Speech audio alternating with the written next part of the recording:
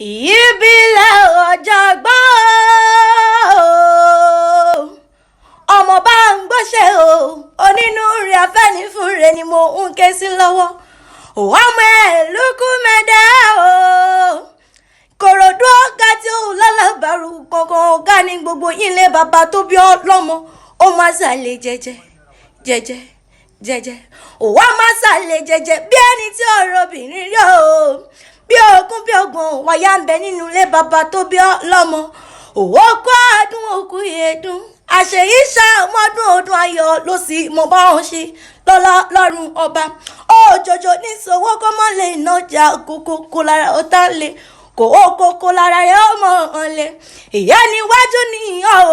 ó wà ní dèrò ẹ̀yìn lágbọ́ lọ́rùn ọba ọmọ Ikorodu Oga ọmọ mọ́lẹ̀ àfẹlẹ́jà happy birthday to you.